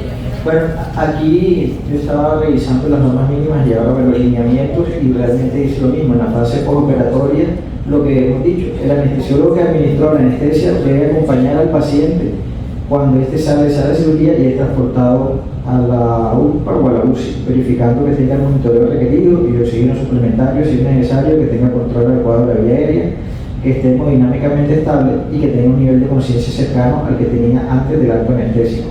El puntaje del brete modificado en ese momento debe ser mínimo de 7, salvo limitaciones previas. Que tiene que hacer la entrega al personal responsable de la unidad de cuidado posanestesia. Y eso pues debe quedar en alguna nota. Bueno, a continuación yo voy a dar el uso de la palabra al doctor Oscar Cañas, que nos va a explicar, digamos, las consideraciones desde el punto de vista científico. Doctor Cañas, les reitero, es anestesiólogo como ustedes. Bueno. ¿Me escucha, doctor? Buenas noches, ¿me están escuchando? Sí, señor. Bueno, muy bien, pues estaba acompañándonos en la discusión. Me presento, mi nombre es Oscar Darío Cañas, médico anestesiólogo, quien, pues además de mi práctica anestesiológica, llevo alrededor de 15 años en la asesoría médica, sobre todo en los casos de anestesiología. Entonces, frente a este caso, no sé, doctor Antonio José, si podemos compartir nuevamente la parte del registro de anestesia. Básicamente, a ver, este es un caso muy interesante, como lo decía la doctora Patricia Vélez, pues que esto haya llegado a las altas cortes, pues va a sentar indudablemente un precedente en nuestro actual médico. Y básicamente aquí las cortes, lo que refiere la Corte Suprema de Justicia, pues que es la entidad rectora, es bueno, escucharon, vieron todos los testimonios en la parte ética, pero ellos dijeron, bueno, compruébeme de que eso que ustedes están diciendo está escrito en la historia clínica. Y cuando uno se va a la historia clínica, pues uno, aquí ustedes ven, pues estamos obviamente protegiendo la identidad del colega, pero ven que en la consulta preanestésica no aparece ningún tipo de registro. Ahorita uno de los colegas dijo, muy probablemente sí habló con la familia, y uno diría, pues hombre, eso es lógico. Pero obviamente las altas cortes y los jueces dicen, vea, demuestren que eso fue cierto. Yo de alguna manera establecí esta mañana como una analogía, son como los niveles de evidencia cuando revisamos los artículos científicos. Entonces, el mejor nivel de evidencia que podemos tener, haciendo una analogía, es haber escrito en la historia clínica. Y si nosotros no escribimos en la historia clínica, pues eso va a ser muy complicado. Entonces, ustedes ven consulta preanestésica y no aparece absolutamente nada. Y si nos vamos al registro de anestesia, y no sé, doctor, si podemos rápidamente igual, ustedes van a observar, miren este registro de anestesia. Yo les digo, Seborania 2%, pero ¿y qué más dio? Dio propofol, dicen que el niño tenía alergia al huevo, dígame, susténteme si dio o no propofol, susténteme si dio o no algún tipo de opioide. Entonces miren ustedes, este registro de anestesia con medicamentos tan pobremente descrito. Yo parto de una premisa, y es que no creo que con solo Seborania este niño de 5 años le hubieran dado anestesia, necesariamente tuvieron que utilizar pues algo para perder conciencia, algún tipo de opioides. Y miren ustedes lo fundamental, cuando el paciente efectúa la bradicardia, y obviamente pues uno dice, vea, requirió 1 miligramo de adrenalina, requirió 100 joules de descarga, uno dice, fue un paro que realmente pues no se precisa cuál fue el ritmo del paro, o sea, fue bradicardia, estaba el paciente en un ritmo desfibrilable, ¿por qué lo desfibrilaron? Entonces miren ustedes que no existe, 7 minutos bradicardia y reanimación, no escribió absolutamente nada. Entonces, ¿qué es lo fundamental de este caso? O sea, de aquí en adelante, ¿qué va a suceder? Ahí, como alguien decía, es como el consenso de la Sociedad Americana de Anestesiología. Entonces, de aquí a futuro, las demandas que lleguen dicen, oiga, ya la Corte Suprema de Justicia sentó un precedente frente a eso. Entonces, por favor, vamos y revisemos valoración preanestésica, vamos y revisemos el registro de anestesia y miremos que fue correctamente diligenciado. Entonces, a futuro, casos donde no tengamos claridad de esa información registrada, pues van a ser casos pues, que van a impactar mucho. Lo otro de este caso, mire que en algún momento se dieron una glucometría de 20, pero cuando uno va y recibe, pues aquí el anestesiólogo en líquidos administrados, mire que no colocó nada de líquidos administrados. Y yo digo, esa glucometría que fue tomada por como tal, una glucometría en dedo distal, o por una glucometría tomada endovenosa, porque pues un paciente en shock, una glucometría de 20, si le toman una glucometría, pues puede salir baja, puede salir alta. Eso hace parte de la respuesta endocrinológica ante un paciente que está en situación de paro y no se describe. Entonces, aquí lo que yo quiero decirles es, miren lo importante. Un colega, y eso es cierto, los que participan en la discusión dicen, oye, ¿qué pasa con las unidades de recuperación posanestésica? Entonces yo le digo, vea, yo que reviso los casos de demanda por anestesiología, casi que el 80% de nuestras demandas se dan en los servicios de recuperación posanestésica. ¿Qué es lo importante? Lo importante, y todos sabemos de que no en todas las instituciones hay un anestesiólogo en la unidad de recuperación posanestésica, y que nosotros normalmente tenemos una programación y no nos podemos caer en recuperación. ¿Qué debe escribir usted? Primero, dejar muy claro ¿cómo traslada usted al paciente a la unidad de recuperación posanestésica? El paciente debe salir mínimo con un Andrete de 100 y usted decir, mire, este paciente lo estoy sacando con un Andrete de 7, 8, o sea, la escala en los cuales nosotros nos basamos en cómo está el paciente en recuperación posanestésica en la escala Andrete. Segundo, la institución debe tener protocolos de servicio de atención en anestesiología. Eso lo dice la resolución que ahorita el doctor estaba mostrando. Y en esa resolución dice, oiga, los protocolos del servicio de anestesiología deben decir quién es el personal encargado de las unidades de recuperación posanestésica. Generalmente dejan médicos generales, en ocasiones enfermeras. Y lo importante es cuando sucede aquí, usted dice, mire, yo anoté aquí cómo llevé este paciente a la unidad de recuperación posanestésica y la norma dice que yo debo llevarlo con una Andrete de 7 y lo saqué con una Andrete de 8. Y los protocolos de esta institución dicen que el cuidado del servicio de posanestesia va a estar en cabeza de un médico general o en cabeza, y usted hace una nota de entrega, lo entrego al servicio de recuperación posanestésica con una Andrete de 8, presión arterial, saturación de tanto, según los protocolos del servicio de anestesiología. Entonces, dejar eso registrado, o sea, de aquí en adelante lo que nos va a suceder es que vamos a estar muy débiles ante los casos de demanda cuando no tengamos directamente diligenciados de manera adecuada los registros, porque después dice, bueno, demuéstreme que usted sí realmente hizo una valoración preanestésica, no está nada escrito. Demuéstreme usted, están hablando de una hipoglicemia, ¿qué líquido le dio usted al paciente? No está escrito. Entonces va a ser de aquí en adelante casos muy difíciles. Eso es básicamente lo que quería anotar. Muchas gracias. Doctor Cañas, muchas gracias. No sé si alguien tiene alguna pregunta que realizarle. Esa nota que dice el doctor de registro posanestésica, esa nota que dice el doctor de adicional al registro posanestésico no va consignada en el registro que hace uno en quirófano, sino es una nota médica anestésica posterior o adicional a ese registro anestésico. Yo lo que digo, doctor, y discúlpeme ahí si la doctora Patricia Vélez, yo lo que siempre, porque vuelvo y le digo, el 80% de nuestras demandas son por el paciente que se profundizó o que hizo alguna situación en la unidad de recuperación posanestésica. Entonces, obviamente hay debilidades porque no tenemos. Yo siempre, que digo, vea, aquí finalizando, finalizo anestesia, coloco, finalicé y llevo al paciente a la unidad de recuperación en el mismo registro de anestesia con una Andrete de 8, con estos últimos signos vitales y según el protocolo de la institución se lo voy a entregar o se lo entrego a médica general o enfermera y cuando entro a recuperación llamo al médico general, venga, le voy a entregar a este paciente, venga enfermera, le entrego a este paciente. Entonces yo le diría, dejémoslo, porque pues uno, y con lo del sistema, uno no llega a hacer una nota en recuperación posanestésica, pero déjelo escrito cómo entregó ese paciente y lo puede dejar en el registro de anestesia en la parte final.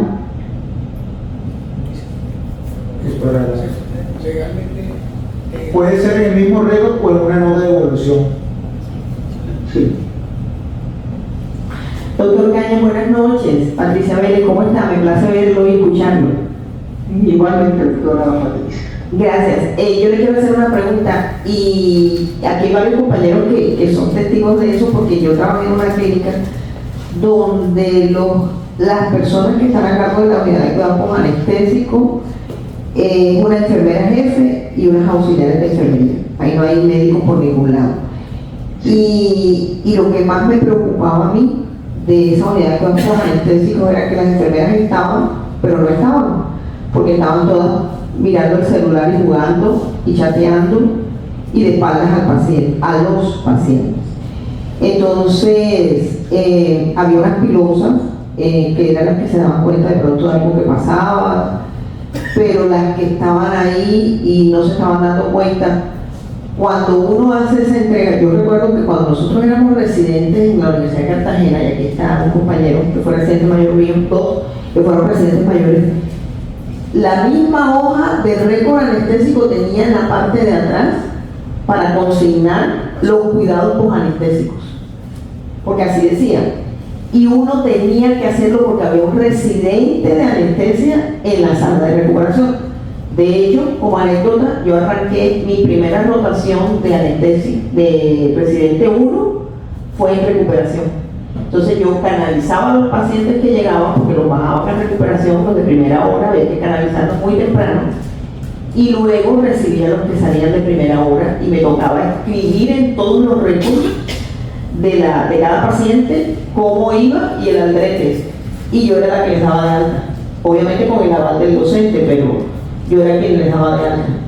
Entonces, en ese orden de ideas, cuando pasa eso en una unidad de cuidados anestésicos donde no hay un médico, sino unas auxiliares de enfermería, pero que bueno, probablemente sobre el juez no se va a enterar de que no estaban atentas, pero que se va a evidenciar de pronto en el hecho de que el paciente se desaturó y nadie se dio cuenta. ¿Qué puede pasar ahí? La culpa sería en este caso del anestesiólogo que administró la anestesia, porque yo recuerdo que decían antes que uno tenía hasta 6 horas después la culpabilidad. Eso me imagino que habrá cambiado, pero así se decía en aquella época. Bueno, muy buena pregunta, doctora. Pues a la orientación que le hemos dado es la siguiente. Entonces, aquí, a ver que me coloquen y me escuchen bien. Como esto es tratado por los jueces, entonces ellos llaman a peritos y ven normas. La norma, digámoslo así, en este momento es la resolución 3100 del año 2019, que precisamente antes de la pandemia. Y ahí, cuando uno se da la resolución, en la parte inicial dice, para que esa clínica sea habilitada por la Secretaría de Salud departamental o municipal, debe presentar los protocolos de los diferentes servicios de atención que tenga habilitados. Entonces yo le diría, doctora, que lo primero que yo haría, por ejemplo en la institución que estoy trabajando, es, oiga, señor auditor médico, señor director médico, muéstrame qué protocolo del servicio de anestesiología usted le mostró a la Secretaría de Salud para que habilitaran el servicio de anestesiología. Y en ese protocolo debe estar descrito tanto la valoración preanestésica como el registro de anestesia como la parte de recuperación posanestésica. Entonces ahí muéstrenme usted en ese protocolo a quién colocó que iba a ser el responsable del cuidado de los pacientes en la unidad de recuperación posanestésica. Y vuelvo y le digo, algunas colocan anestesiólogos, o sea, clínicas de alta complejidad, trasplantes, y lo dicen, aquí nosotros colocamos. Obviamente usted ve que en esta ley de oferta y demanda, pues un anestesiólogo en el servicio de recuperación en ocasiones no es rentable para las instituciones, porque pues obviamente no está haciendo pues como tal un proceso de facturación. Entonces por eso algunas dicen un médico general, entonces uno dice, bueno, ¿qué características debe tener ese médico general o esa enfermera general? O sea, mínimo si debe estar en una enfermera general. Entonces lo primero es que usted vaya y vea qué dice o qué presentó la institución en la norma de habilitación. Cuando nosotros nos vamos a la misma resolución, él habla de que el anestesiólogo debe estar disponible para que si surja alguna complicación en la unidad de recuperación posanestésica, pues él esté disponible. Mire que la resolución no dice que esté presencial. Hay dos términos: presenciales, que usted tiene que estar físicamente todo el tiempo, y disponible es que usted en un lapso de tiempo, una vez lo requiera, pues debe responder. Entonces, frente a eso, y ahorita lo estaba mostrando el doctor Antonio José, habla de ese término, disponibilidad. Entonces, porque algunos suben, oiga, es que el anestesiólogo tenía que estar en la unidad de recuperación posanestésica. Yo le diría, vámonos a cuál fue lo que presentó los protocolos de atención, y la norma dice que debe estar disponible. Ahora, ¿cuál es? ¿En qué nos debemos de defender nosotros? O sea, ¿en qué nos debemos de cuidar? No, pues mire, déjelo claro, si está la hojita que usted dice, doctor, en que esa hoja sigue siendo válida, por eso el registro de anestesia es válido para todo el mundo, o sea, de las pocas especialidades que tienen validez en todo, usted donde esté, Canadá, Estados Unidos, es el mismo formato del registro de anestesia. Entonces, como son valoración preanestésica, registro de anestesia y luego unidad de recuperación posanestésica. Y yo le diría, vea, usted coloque en el registro de anestesia, llame a la enfermera o al médico general y hágame el favor, hágame el primer control que usted me recibió este paciente acá en la unidad de recuperación posanestésica. Al número 8 está la atención viento, usted siguió para la otra sala con el otro procedimiento. Que usted está disponible, entonces usted va, usted está llamando, entonces usted va, en la disponibilidad es que usted una vez lo llame y responda. Pero aquí como para hacer claridad en el que usted dice, yo le diría, doctora, pídele a la institución cuál fue el protocolo de servicio de anestesiología que presentó a la Secretaría de Salud. Mire qué dice la unidad de recuperación posanestésica. Y en la norma de seguridad de la anestesia, que ahorita le llamamos lineamientos, usted va a ver ahí que está descrito qué es lo que tenemos que hacer nosotros: sacar al paciente mínimo cuando está el DT7 y entregarlo a la persona encargada en la unidad de recuperación posanestésica. Entonces no debemos, creo, dejar claridad, pero si algo, por favor, me dicen si hay que hacer claridad cómo es. Muchas gracias, doctor. Digamos, para complementar un poco lo que se ha dicho hasta el momento, y creo que lo había mencionado previamente, y es que una cosa es la costumbre y otra cosa es el deber ser. ¿Y cuál es la costumbre? Es que la última nota del anestesiólogo es el récord, ¿verdad? Cuando termina su procedimiento. Y es extraño ver una nota después del procedimiento que solamente la vemos cuando el paciente se había complicado. Entonces, el paciente salió sano, salió bien. Es muy extraño ver que hay alguna nota del anestesiólogo y dice, bueno, el paciente que se entrega en tales condiciones o que se recuperó de forma satisfactoria. Eso no sucede. Realmente lo que yo he visto, los procesos que he manejado, nunca he visto una nota de tales características, pero como ya lo hemos logrado verificar, incluso lo advierte la Corte, es un deber, el anestesiólogo debe poder acreditar cuál fue su actuación post-anestésica, al menos cómo lo entregó, en qué condiciones lo entrega. Y acá la doctora Patricia nos ha recalcado que años atrás sí era una conducta habitual, incluso los formatos venían con el espacio para describir las condiciones post-anestesia. Entonces es una, digamos, de las enseñanzas de la sentencia, que si uno se pone a pensar, ¿cambia en algo la Lex Artis en materia de anestesiología? Realmente no, pero sí nos están haciendo un llamado de atención sobre cuáles son las conductas que se esperan en esos tres momentos: valoración preanestésica, acto anestésico y consulta o evaluación post-anestésica.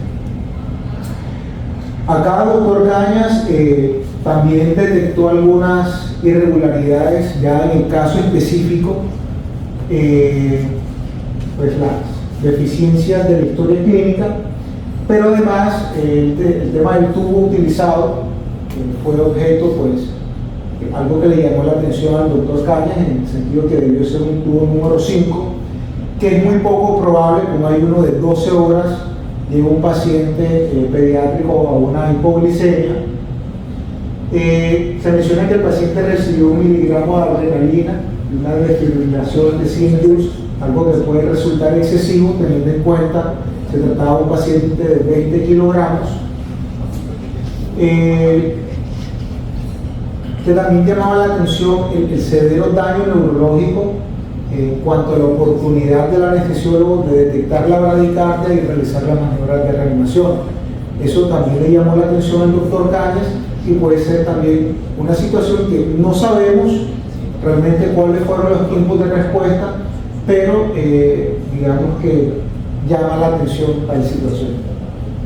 A grandes rasgos, digamos que esas son, digamos, las debilidades que uno, el doctor Cañas encontró frente a la actuanestesia, y si bien dentro del proceso no queda estructurada, digamos, un nexo de causalidad entre el acto de anestesia y los daños neurológicos, digamos, una verdad material da al análisis objetivo de la historia clínica, que fue lo que se hizo, uno lograría entender entonces si hubo cosas que pueden haber llevado al niño a presentar una bradicardia.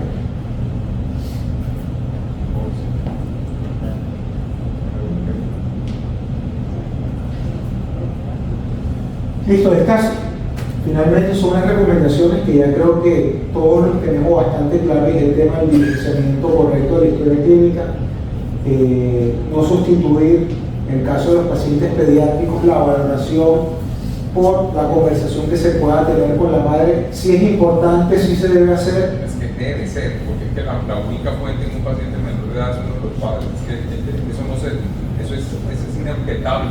Sí, pero no sustituir el sentarse con el paciente mismo, ocultarlo, revisarlo. Pero ojo con eso, porque es que de hecho, en la nota de valoración preanestésica debe quedar consignado quién es la jueza. Sí. O sea, ojo con eso, que se expresa mal. Sí, de hecho, lo que le censuran al anestesiólogo es que siempre nos habló fue de la conversación con la madre, pero es que nunca te sentaste con el paciente, nunca lo tocaste, nunca hiciste un examen físico. Eso es lo que le están reprochando. Y el niño de 8 años ya responde muchas cosas. Sí. No, y ahí decía, en algún momento decía que la mamá había dicho que ella nunca habló con el anestesiólogo. Sí. Claro, y esa no es Pero la condición previa de que el niño era buena, porque un niño de 8 años con 20 kilos, como que muy poquito para la edad. ¿Sí? Sí. Cuando Bajo el peso sentado. es decir, ya hay veces que uno ni siquiera calcula el tubo, sino que uno le ve las manos al niño, este tubo es muy grande, este pelado, ¿sí? Habría que ver por qué se eligió ese tubo en ese momento. Más bien el anestesiólogo no buscó cómo explicar por qué escogió, porque si tú a somero dices 8 años, tú por un peso y se si fue con cebolla nada más, es que es probable. lo intubó, claro, lo puso en esos lo dejó en el portal y tratamiento como hombre, se demoró de esa O sea, que jugó y le puso el que encontró.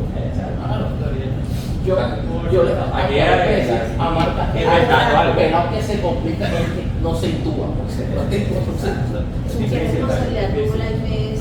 O sea, fue solidario. Sí, fue una condena solidaria. Condenaron a la IPS, al ortopedista, a la EPS, ya liquidada, entonces realmente no va a poner ningún sobrepeso porque dejó de existir, y a la pediatra. ¿Cómo sacamos al ortopedista? Cuando comenzaron a presentar estas acciones de cobro, nosotros nos anticipamos, contacté al abogado, dije, hombre, mira, vamos a hacer un abono de 20 millones, vamos a tratar de dejar, hombre, que no demande el ortopedista, porque tenemos voluntad de hacer las cosas. Entonces se hizo esa negociación, pero el abogado, cuando fue a presentar el desistimiento, pues desistió de todas las prevenciones en contra del ortopedista, y digamos que fue un éxito en ese sentido, que con tan solo 20 millones lográramos evitar pues, una demanda ejecutiva y medidas de embargo contra el ortopedista, y ese dolor de cabeza sí le quedó a la clínica y a la anestesióloga. Los 20 millones los desembolsa FEPADE. Los pagó el FEPADE, correcto. ¿Cuánto es el monto? 400 salarios mínimos. 400 salarios mínimos por un primer evento y 200 salarios mínimos por un segundo evento. Al día de hoy los 400 son creo que 520 millones.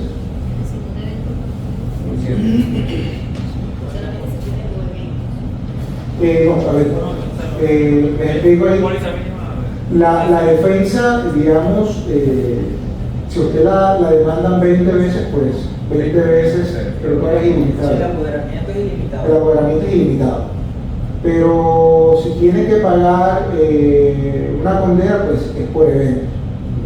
Y también hay un pequeño fondo que es para conciliaciones, que son 15 salarios mínimos, que si de pronto, no sé, hay un paciente que le está reclamando, ¿no? Porque se quedé con un dolor luego del procedimiento, la anestesia, y usted se quiere evitar el desgaste de un proceso y la suma es pequeña, entonces también tiene no conocemos hasta el momento. Bueno, yo tengo, la doctora pregunta que si algún anestesiólogo ha agotado los 2 eventos económicos. Anestesiólogo no, pero de otras Entonces, especialidades se han agotado. Que Y vuelven y compran otro. Tiene que recargar la póliza. No, Sí. Es que cuando tú te agotas las 2 vidas, me perdonan los abogados, te agotaste las 2 días, se te acabó el FEPADE, tienes que volver a sacar otro FEPADE. Cuando la pregunta es que sea un anestesiólogo, no tengo conocimiento de que ningún anestesiólogo, pero sé que de otra especialidad. O sea, realmente como la doctora mencionaba, pues los casos, digamos, el porcentaje de éxito de parte del equipo jurídico es bastante alto. Ya mencionaba por ejemplo, 97%. De anestesiólogo, bueno, tengo la oportunidad, les comento, de tener 20 años para la organización y no he visto ningún anestesiólogo ha perdido los 2 casos. De otra especialidad, sí conozco un caso en la regional Atlántico. Hay un cliente que es estrella. Un abogado, un profesional que ha sido demandado en bastantes ocasiones, demandas éticas. Las éticas, pues como la de este caso, que realmente son sanciones, lo que se le impone al profesional, y ha tenido procesos de carácter económico, donde también lo que, digamos, los procesos civiles, que era como el de este otro caso, también los 2 tipos de acciones, lo que se reclama es de indemnización económica. No, pero este profesional, no, los 2 eventos económicos no los ha gastado. No solo.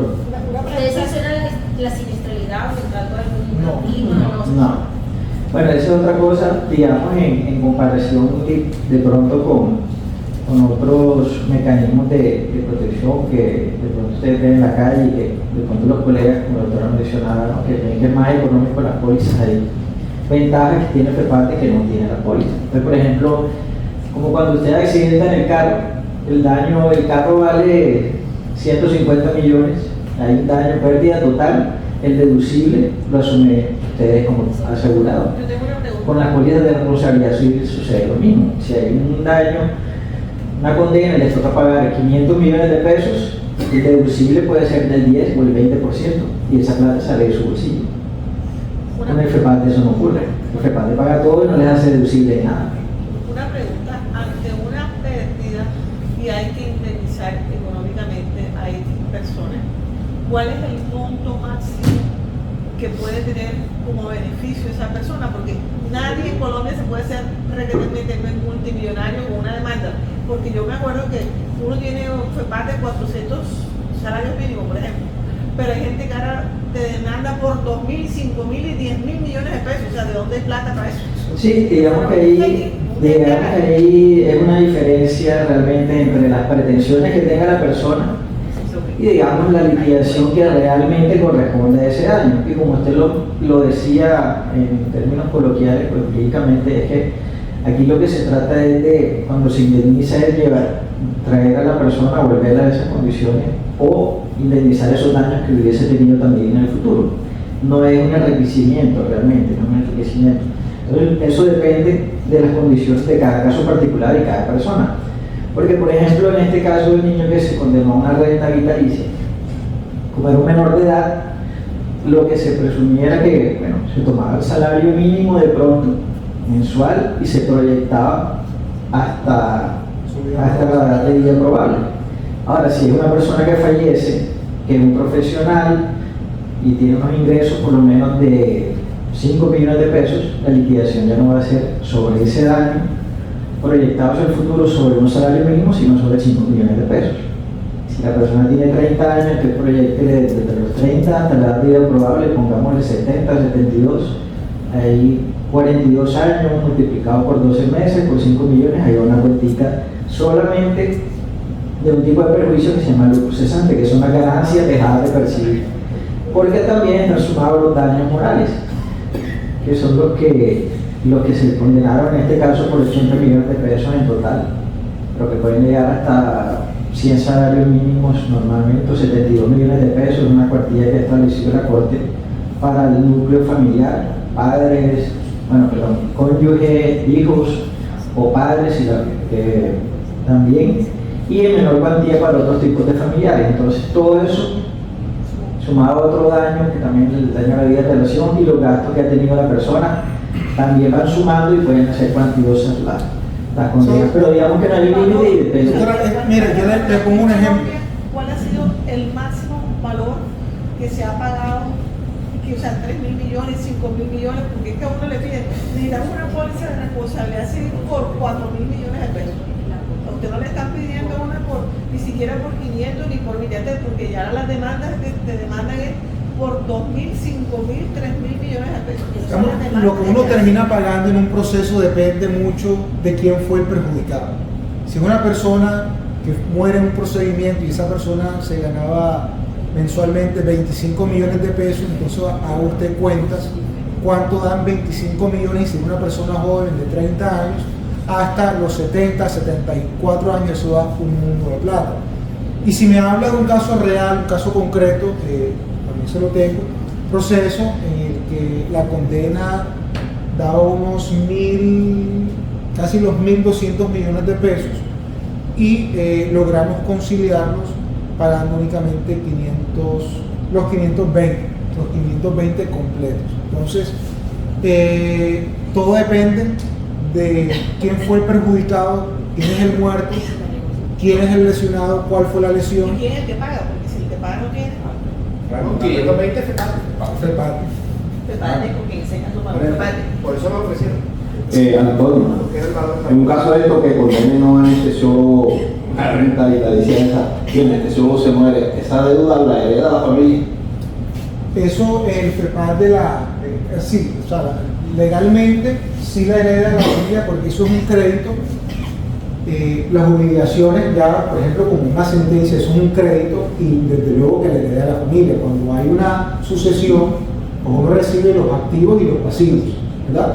Entonces, en ese orden de ideas, si el anestesiólogo o cualquier afiliado fallece, queda con una condena, no es que el FEPAD le va a decir, bueno, chao, no, el FEPAD pues va a responder por lo que corresponda a ese afiliado, teniendo en cuenta los límites de la protección y del beneficio económico que tiene el afiliado.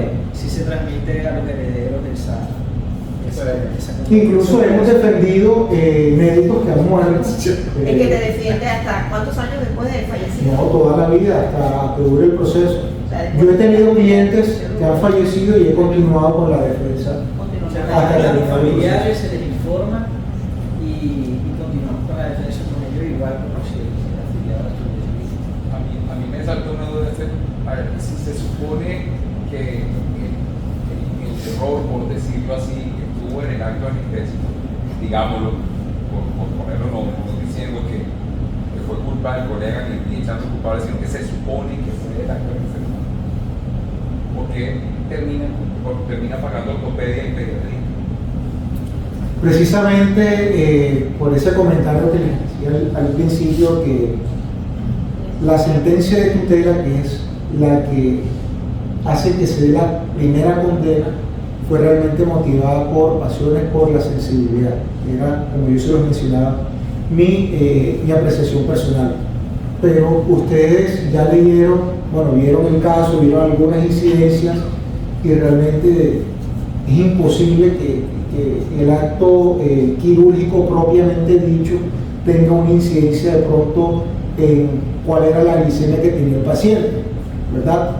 No es una complicación que sea propia del acto quirúrgico, del acto del ortopedista, y sin embargo, pues la Corte quiso condenar, el tribunal lo quiso condenar, aun cuando no había ninguna relación de causalidad entre la complicación que tenía el niño y el acto del ortopedia. Entonces, es una de las críticas que se le puede hacer, desde luego que sí. Yo me quedé con ese sinsabor porque se hizo una buena defensa, estaba completamente claro que el ortopedista no tenía nada que ver, pero pues la sentencia se abrió en esos términos. Yo tengo entendido que las sentencias son así, o sea, hoy día cuando se da la sentencia, o sea, si te llaman a ti como parte, porque hoy llaman de manera solidaria, cuando dan la sentencia los cobija a todos. ¿Es así? Algunas. Puede que sí, puede que no, puede que absorba algunos. Pero ese es el criterio del juez. Sí, finalmente lo que termine diciendo el juez es que quien absuelve o condena. En este caso hubo dos instancias: la primera donde absolvieron a todos, como dice el doctor Antonio; segunda, absolvieron a todos, y con la motivación de la tutela que interpuso la familia contra esa sentencia del tribunal, fue que motivó a que se profiriera una nueva sentencia de segunda instancia, y esa finalmente es la que termina revocando la condena del juez, condenando a todos solidariamente, y finalmente se interpone la demanda de casación, y es donde finalmente sale esta última sentencia que ustedes tuvieron la oportunidad de observar la noticia a través de WhatsApp. Y allí también no da por perdida la demanda de casación y mantiene en firme la sentencia del tribunal, la segunda, condenando solidariamente a todas las partes. Pero es que incluso en cuanto a esto del ortopedista, sí, realmente no había, o sea, jurídicamente realmente no había motivo para condenar al ortopedista. Por eso el doctor Antonio manifiesta que parece que debe ser una sentencia realmente más que todo con un carácter subjetivo, que obviamente impresiona el hecho de que un niño entra para ese procedimiento menor y termina en esas condiciones con daño neurológico. Entonces, pues fue motivada realmente por temas pasionales. Lo que consideramos es que incluso en el tema del anestesiólogo, si nos vemos realmente lo que pasó y lo que se demostró en el proceso, sí hubo unas falencias en cuanto a la valoración, en cuanto a los registros de pronto, pero no necesariamente eso fue lo que, o esas falencias puedan relacionarse con lo que sucedió y con el daño. De hecho, el doctor Antonio luego mencionaba que uno de los magistrados que en la Corte Suprema se reúnen en sala, hacen la sala y hay un ponente, y este es, digamos, quien somete la decisión y termina siendo el ponente de la sentencia de casación.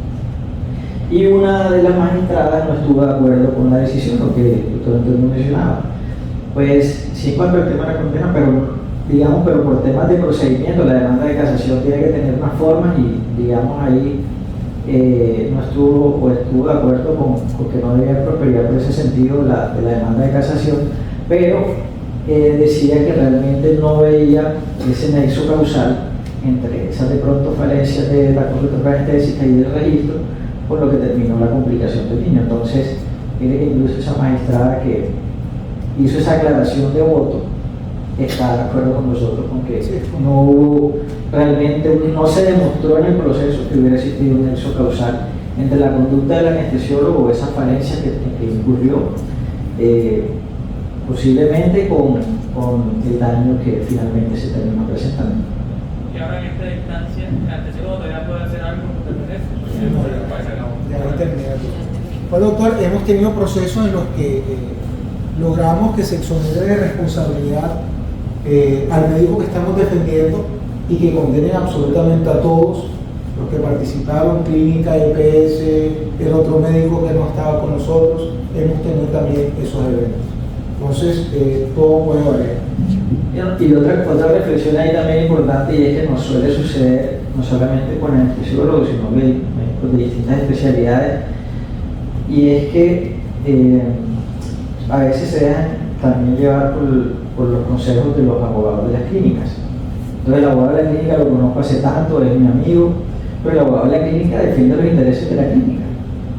En cambio, pues ustedes cuentan con el parte con abogados que están, digamos, dispuestos realmente a pensar en la defensa suya. Entonces hay veces que llegan, no, ya me demandaron y el abogado de la clínica no me dijo nada, que no le prestara atención a eso, y cuando de pronto fue que ya las demandas lo notificaron, no tuvimos la oportunidad de contestar ya cuando viene con nosotros. Si no contestamos la demanda porque no nos avisan, no podemos pedir pruebas para defenderlo en el proceso, o le terminan dando el poder al abogado de la clínica en vez de teniendo FEPAD de venir a nosotros. Entonces es como también tenerlo presente y de pronto replicarlo ahí, que cuando cualquier inquietud que tengan, pues vengan y acudan a nosotros, porque realmente para eso estamos nosotros y en pro de su beneficio. ¿En qué momento, digamos, se puede llegar a presentar la situación de que uno pueda llamar directamente a uno de ustedes a decir, mira, pasó alguna situación específica y hay una posibilidad de poder dar una recomendación para este? 24/7. De hecho, el código QR lo lleva, los invito a que lo puedan escanear, lo lleva a nuestra página, en la cual pueden también solicitar, programar si quieren, digamos, programar una asesoría virtual, o también tenemos una línea 24/7. Si ustedes son las 3 de la mañana y necesita un abogado porque mira, me está pasando esto, no sé, llegó la policía, hay un paciente en tales condiciones, hay un cipote problema que no le va a solucionar nada, usted a las 2 de la mañana se puede comunicar y lo va a atender un abogado, no va a ser un agente de call center, sino realmente que lo va a atender un abogado. Ni un psicólogo tampoco. Sí, no, ahí digamos que la sociedad ha venido estableciendo distintos canales. Está la forma de solicitar la asesoría virtual, también está el teléfono, bueno, a través de la oficina. Si ya tienen nuestros teléfonos, nos llaman directamente, pero obviamente, como decía, de pronto para horarios que de pronto las oficinas están cerradas, son horarios no laborales, se está con el servicio de la línea 24 horas, como decía, no es un call center, o sea, es un abogado realmente que les contesta para esos momentos de pronto de urgencia que se presenta allí en el momento donde de pronto creen que no pueden contar con nadie. Esa es otra de las cosas que le decimos, que usted ninguna póliza le va a ofrecer eso, ninguna póliza tiene eso. La póliza le dirá busque un abogado cuando ya tiene una demanda como tal, pero antes, cuando ha tenido el evento, no tiene nadie que lo resuelva. Para algunos de nosotros que tenemos una letra que es bastante ilegible, independiente de que se escriba con formalidad el pre, el intra y el post. Eso podría llegar a ser un problema al momento de... Sí, claro. Digamos, entre una de las recomendaciones también fue el tema de diligenciamiento y historia clínica, está lo de la elegibilidad. Sí, correcto. Lo recomendable es hacer un esfuerzo para hacer las anotaciones, por lo menos que puedan ser identificados lo que se escribe, porque igual eso va a dificultar la defensa en un proceso judicial. El juez o los peritos que van a examinar la historia clínica les va a ser más difícil interpretar, saber lo que realmente se escribe. Entonces, realmente eso. Recomendación: nada de tachaduras, enmendaduras. Si cometieron un error, encierran en paréntesis. Anotación de no vale, se corrige y corrigen, no hacer tachaduras, o esto puede terminar siendo incluso peor, porque por tachadura, enmendadura en la historia clínica lo puede investigar por un delito de falsedad de documento privado, si es una institución privada o público, si es una entidad pública, y ese delito es doloso, entonces se puede llegar incluso a cárcel, no ni siquiera con que paguen la pena en la cárcel. Y cuando se trata de procesos penales por caso de fallecimiento, o en este caso pudo haber un proceso penal también por lesiones culposas, por el daño neurológico frente al paciente, y ese delito que se investigue bajo la modalidad culposa, es decir, no con intención, sino por una omisión del deber de objetivo de cuidado, una omisión del deber de cuidado. Entonces, pero el tema de la historia clínica y los registros sí es un delito que se investiga bajo la modalidad dolosa, porque se considera que hubo intención de ocultar algo en la historia.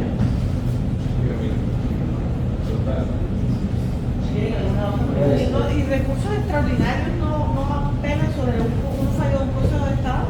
Es que este fue, digamos, ahí en Colombia, la Corte Suprema quien, digamos, la última instancia en estos procesos que son civiles, que cuando se prestan los servicios, digamos, para que lo entiendan, una institución de carácter privado, o ante el Consejo de Estado sería la última instancia, ya ante procesos donde el servicio se prestó o está demandado a una institución pública. Entonces, pero ya el fallo del Consejo de Estado y la Corte Suprema, esa es la última instancia. A partir de ella no habría más instancias. Lo que yo entiendo es que el fallo de la Corte Suprema de Justicia es después de la tutela. Sí, después de la tutela. Y como le decía Antonio, hubo dos fallos favorables y con motivo de eso la familia no estuvo y entuteló diciendo: oiga, mire, este fallo del tribunal está equivocado, es arbitrario. Eso es lo que uno había hecho. Totalmente arbitrario, totalmente equivocado. Y la Corte ordena proferir un nuevo fallo dando como una indicación, oiga, tenga en cuenta esto, esto y esto. No le dice falle así, pero sí tenga en cuenta esto, y eso básicamente fue lo que dijo el tribunal. Los magistrados del Tribunal de Barranquilla dijeron, mi superior, que es la Corte, me dice estos lineamientos, yo fallo así. El lineamiento siempre es así, o uno puede ir directamente a la Corte Suprema de Justicia o algo, porque no sé si eso da pie a que haya de pronto alguna suspicacia para cuando llega a esa instancia decir, ay, estos dos primeros entes. Claro que el procedimiento sí lleva unas etapas, y primero debe surtirse la primera instancia, segunda instancia, y no todos los procesos llegan a la Corte Suprema. A la Corte Suprema llegan aquellos que tengan una cuantía donde las pretensiones sean superiores a los salarios mínimos reales mensuales vigentes. En este caso, la cuantía lo consideró el Tribunal de la Corte que sí daba para casación, y por ende llegó hasta allá. Los procesos con cuantías inferiores no llegan a la Corte Suprema. Gracias. Bueno, entonces, Excelente. muchísimas gracias a ustedes por la asistencia, la participación. Muy interesante su comentario. Muchísimas gracias también al doctor Cañas por su presencia y por su participación. Al doctor Espinosa, a la doctora Patricia por la invitación, y bueno, esperamos que podamos compartir pronto el profesional.